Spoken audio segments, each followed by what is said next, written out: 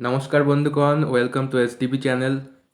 আবার আপনাদের স্বাগত। অনেকদিন পর ফিরেছি এবং ফিরেছে আরেকজনও, মহারাজা তোমারে সেলাম।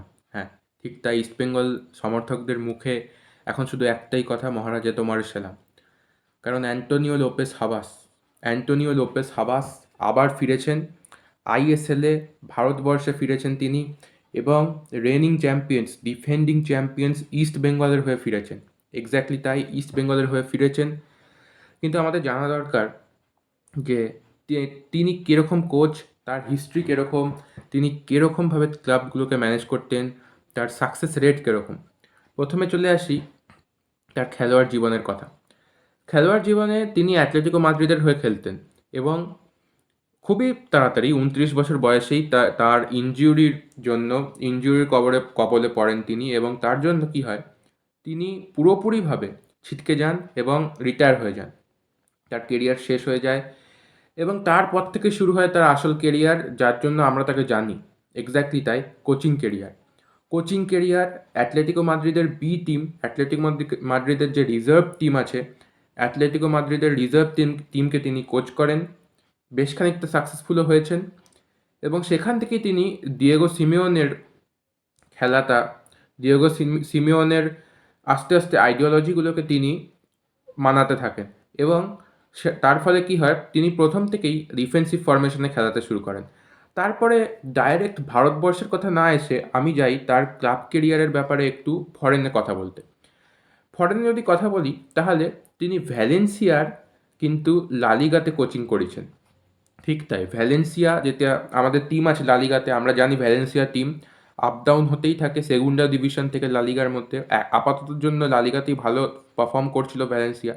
2005 সালে তিনি ভ্যালেন্সিয়ার যে মেন টিম লালিগাতে কোচিং করেছেন। ভাবুন একবার, ডেভিড ভিলা, প্যাবলো আইমার, রুবেন বারাজা, এদের মতো বড় বড় প্লেয়ারদেরকে তিনি ম্যানেজ করেছেন। এক্স্যাক্টলি তাই, ডেভিড ভিয়াকে তিনি ম্যানেজ করেছেন। ভাবুন খালি, কত গোলস, কত কিছু আছে তার ভ্যালেন্সিয়া এফসির জন্য। তারপরে যদি আমি দেখি বিভিন্ন ক্লাবস, আপনি সাউথ আফ্রিকাতে দেখুন, সেখানেও তিনি গেছেন। তারপরে যদি বলি, আরেকটা হচ্ছে বলিভিয়াতে তিনি গেছেন এবং সবথেকে ইন্টারেস্টিং পার্ট হচ্ছে বলিভিয়ার ন্যাশনাল টিমকে তিনি কোচ করেছেন। এবং 1997 সালে তিনি বলিভিয়ার টিমকে ফাইনালে নিয়ে গেছেন, কোপা আমেরিকার ফাইনালে নিয়ে গেছেন তিনি। ভাবুন একবার, ব্রাজিলের বিরুদ্ধে হেরে যায় এবং রানার আপ হয়ে যায়। ভাবুন রোনাল্ডো নাজারিও, ভাবুন একবার আমাদের ব্রাজিলের কথা, তাদের বিরুদ্ধে কাফু, তাদের বিরুদ্ধে খেলেছিল এই টিম, তাদের বিরুদ্ধে খেলিয়েছিলেন। সব থেকে মেমোরেবল তার কেরিয়ারে হচ্ছে বলিভিয়ার ন্যাশনাল ফুটবল টিমকে 1997 খ্রিস্টাব্দে নিয়ে যাওয়া। এক্স্যাক্টলি তাই, নিয়ে যাওয়া। এবং সব থেকে মজার কথা হচ্ছে, তিনি বলিভিয়াতে কোচিং করান এবং অত্যন্ত সাকসেসফুল হন আমাদের কনমেবলে যে ক্লাবটা আছে। তারপরেও তিনি সেল্টা ভিগোতে কোচিং করান, বিভিন্ন জায়গায় কোচিং করান, সেটা বলে লাভ নেই। তার এক্সপিরিয়েন্সের ভান্ডার অনেক বেশি। যা কোচ আপনারা দেখতে পাচ্ছেন, তিনি ইন্ডিয়াতে তো আছেনই ভালো, ব্রিলিয়ান্ট কোচ। তাছাড়াও যেভাবে যেভাবে তিনি কোচিং করিয়েছেন বাইরে ফরেন ক্লাবসগুলোকে, অত্যন্ত বলাই বাহুল্য, তিনি হচ্ছেন legend. Absolutely the goated football coach in ISL history, or rather Indian football history, যতদিন থেকে আইএসএল শুরু হয়েছে। কারণ এ কথার ভিত্তি কেন, কারণ আরেকটা কথা বলে রাখি, inaugural ISL season, first ISL season, প্রথম আইএসএল এর সিজন, তিনি এটিকে, অ্যাটলেটিকো দি কলকাতা, এটিকে চ্যাম্পিয়ন করে তোলেন। কেরালা ব্লাস্টার্সের বিরুদ্ধে ফাইনাল হয়, আমরা দেখতে পাই 1-0 গোলে জিতে ফাইনাল। তিনি এটিকে ফার্স্ট সিজনেই চ্যাম্পিয়ন করে দেন। এর থেকে ভালো আর কি বিগিনিং হতে পারে ইন্ডিয়াতে? যে কোচ আজকে ইস্টবেঙ্গলের আসছে, তার ইতিহাস এতটাই ভালো যে ইস্টবেঙ্গল ফ্যান্সদের গর্ব করা উচিত। এক্স্যাক্টলি তাই। তাছাড়াও বলে দিই, তিনি কিন্তু একটা সিরিয়াল উইনার। যেমনি আমরা সিরিয়াল কিলার দেখি, সেরকম সিরিয়াল উইনার।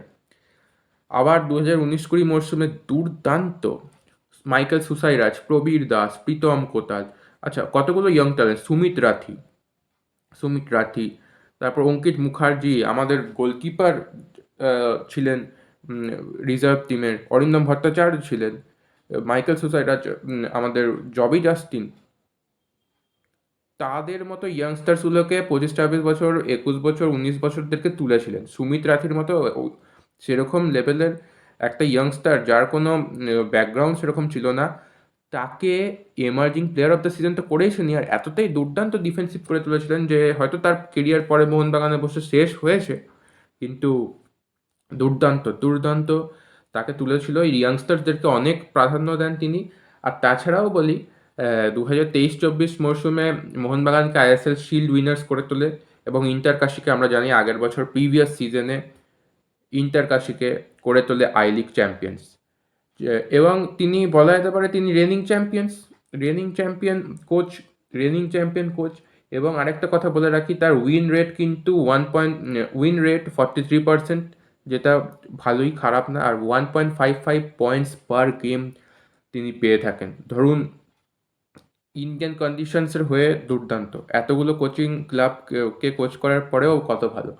তাছাড়াও বলে রাখি, ইয়াংস্টারদেরকে প্রাধান্য দেন, যেমন তম্বা সিং আর রোহিত দানু, দুজনকে এত ভালো করে তুলেছিলেন ইন্টার কাশিতে, আমরা দেখেই বুঝতে পারছি। তো এই হচ্ছে অ্যান্টোনিও লোপেস হাবাসের কোচিং কেরিয়ার, প্লেয়িং কেরিয়ার বলেছি, হিস্ট্রি বলেছি।